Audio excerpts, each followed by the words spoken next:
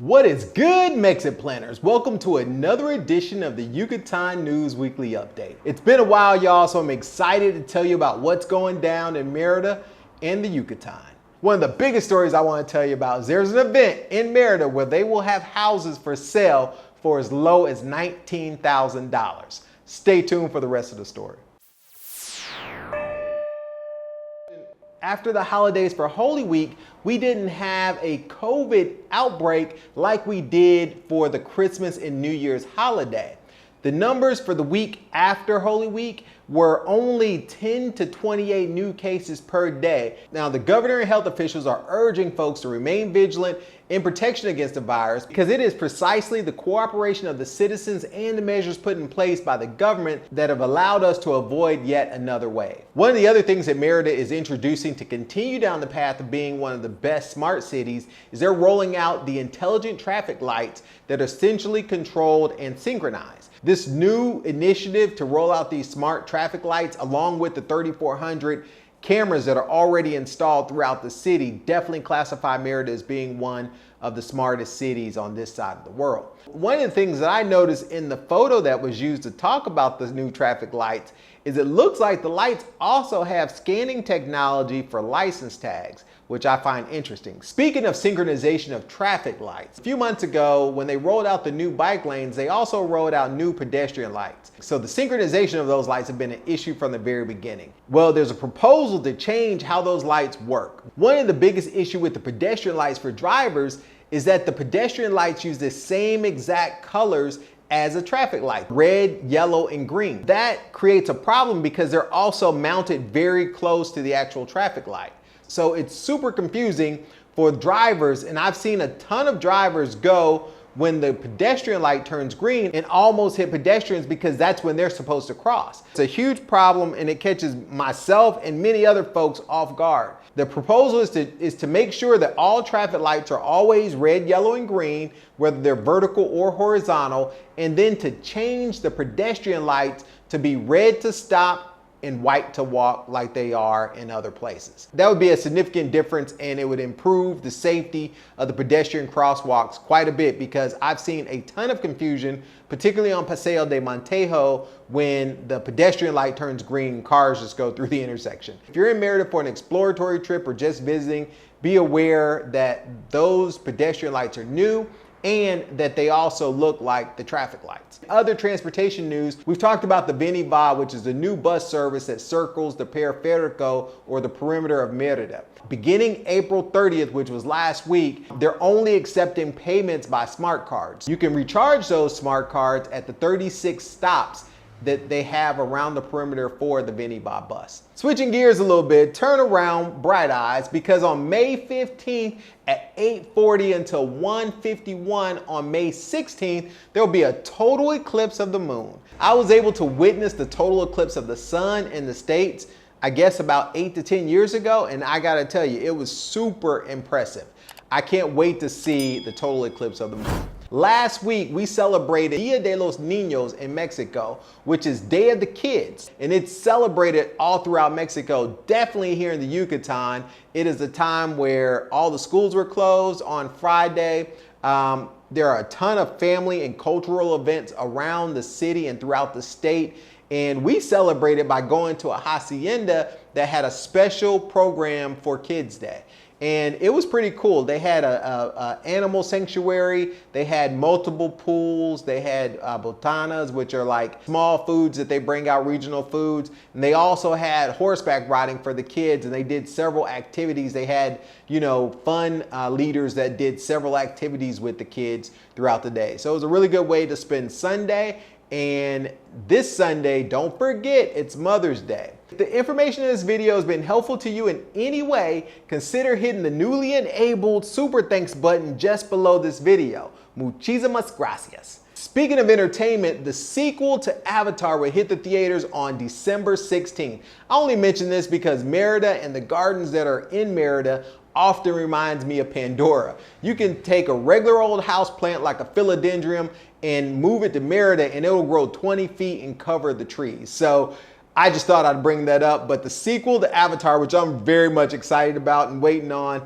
hits theaters on December 16th. In other local entertainment news, the Jurrasic Park of Progreso is now open with a fee of $10 or 200 pesos for visitors. This park has 30 dinosaur attractions. It's capitalizing on the fact that the city of Progreso is very, very close to the Chicxulub crater where the meteor that caused the extinction of the dinosaurs hit. The fragments of the meteor are also rumored to have created the thousands of cenotes that we have here on the Yucatan Peninsula. I'm curious to see what this park will look like. I've seen the dinosaur at the entrance to the Chicxulub town, and if you're interested, I'll do a future video on that. Leave me comments below and let me know if that's something you're interested in seeing. Speaking of theme parks, the Xibalba Echo Park, which means Mayan underworld, has come under fire again for being harmful to the cenotes and environment around its construction.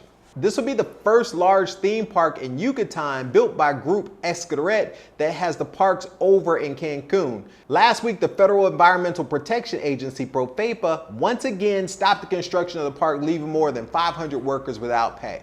The closure was for not obeying the general law of ecological balance and for not having an environmental impact study done. The park is massive. It is over 200 developed acres or hectares with 50 hectares left as a natural preserve that will feature 8 different cenotes in a setting of the Mayan underworld. There will be a Mayan village where they will offer traditional crafts such as embroidery, hammock weaving, stone carving, and others.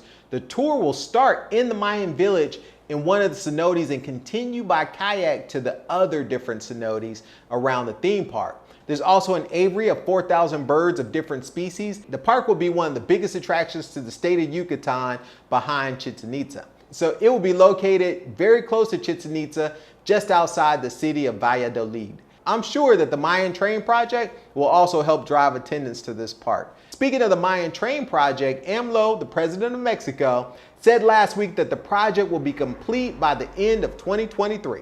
Now, if you're not familiar with the Maya Train project, this train will cover 1,554 kilometers through 5 different states of the southeast of Mexico. This is a federal project. This project is being scoped to go from the state of Chiapas all the way down to Quintana Roo to the city of Tulum.